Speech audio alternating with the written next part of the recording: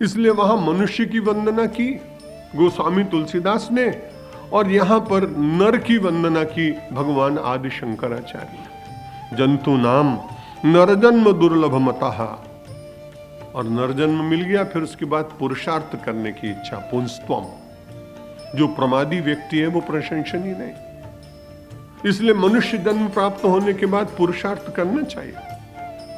उन लोगों को छोड़ दीजिए जो हमारे देश में एक महाकवि हो गए ऐसे, मलूक दास जी। मैं कभी कभी विनोद में बात कहता हूं कि उस प्रकार के लोगों को छोड़कर बाकी के सब लोगों को पुरुषार्थ करना चाहिए। मलूक दास की ऐसी निष्ठा रही होगी, कोई अपवाद हो सकते हैं वो। उन्होंने कहा कि भाई किसी आदमी को कुछ काम नहीं करना चाहिए, पंछी करे न चाकरी, अजगर करे न चाकरी, और पंछी करे न काम। तो दास मलूका कह गए कि सबके दाता राम। अगर ऐसा हो जाए तो पूरे देश की इंडस्ट्रीज बंद हो जाएंगी, ट्रेन बंद हो जाएंगी, विमान चलने बंद हो जाएंगे, कुछ काम होगा ही नहीं। एक प्रमादियों की बहुत बड़ी सेना वाला देश हो जाएगा। तो मलूक दास की निष्ठा रही होगी, लेकिन वो हमारे लिए प्रमाण नहीं हो सकते। लेकिन भगवान आदि शंकराचार्य कहते हैं, शास्त्र कहते हैं, ईशोपनिषद कहता है कि आपको 100 वर्ष तक कर्म करते हुए जीना चाहिए। जी विशेष चतुर्गुण समान 100 वर्ष तक पुरुषार्थ करते हुए जीवित रहने की कल्पना, ये भारतीय चिंतन है। भगवान आदि शंकराचार्य कहते हैं आपको मनुष्य का जन्म मिल गया, और दुर्लभ मनुष्य का जन्म मिला, बड़े भाग्यशाली। पुंस्त्वम, और उसके बाद पुरुषार्थ करने की इच्छा जग गई, और उसके बाद में विप्रता। यहां ब्राह्मण केवल जाति का वाचक नहीं, क्योंकि वेदांती कभी जाति की सीमा में बंधा हुआ नहीं होता है। उसका चिंतन प्रारंभ से ही वैश्विक चिंतन होता है, सारी सृष्टि का चिंतन करता है।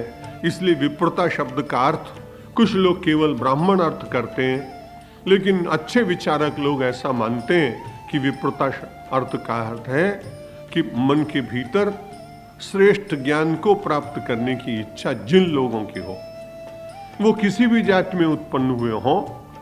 विप्रता शब्द का वर्तमान काल में निश्चित रूप से यही अर्थ करना पड़ेगा, नहीं तो स्वाभाविक रूप से सामाजिक विद्रोह की भावना भी उत्पन्न हो सकती है। जिन लोगों के भीतर ज्ञान के मार्ग पर चलने की इच्छा जागृत हुई, वे लोग बड़े भाग्यशाली हैं। जंतु नाम नरजन्म दुर्लभ मतः पुंस्त्वम ततो विप्रता। और फिर उसके बाद बड़ी अच्छी बात कही, प्रत्येक व्यक्ति को अपने धर्म का स्वाभिमान होना चाहिए।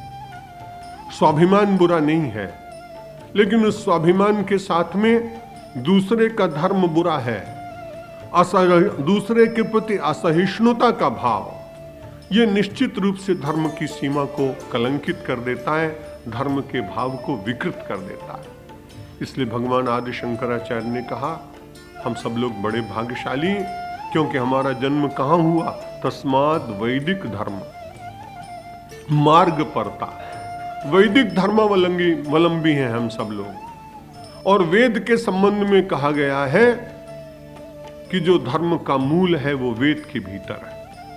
संसार के जितने अच्छे विचारक हैं, चाहे वो शोपेनहावर हो, चाहे मैक्स मुलर हो, चाहे हक्सले हो, चाहे और पश्चिमी विद्वान हो, इन सब लोगों ने इस बात को स्वीकार किया है कि सभ्यता, संस्कृति और आत्मज्ञान की दृष्टि से विश्व का सर्वश्रेष्ठ धर्म यदि कोई है तो वैदिक धर्म। और वो लोग वैदिक धर्म में उत्पन्न हुए लोग नहीं थे, उनका जन्म ईसाई धर्म में हुआ।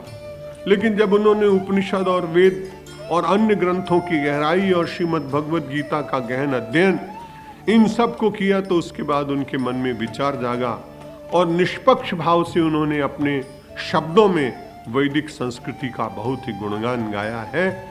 और उसके संबंध में भगवान आदि शंकराचार्य वेद धर्म का उद्धार करने के लिए प्रकट हुए।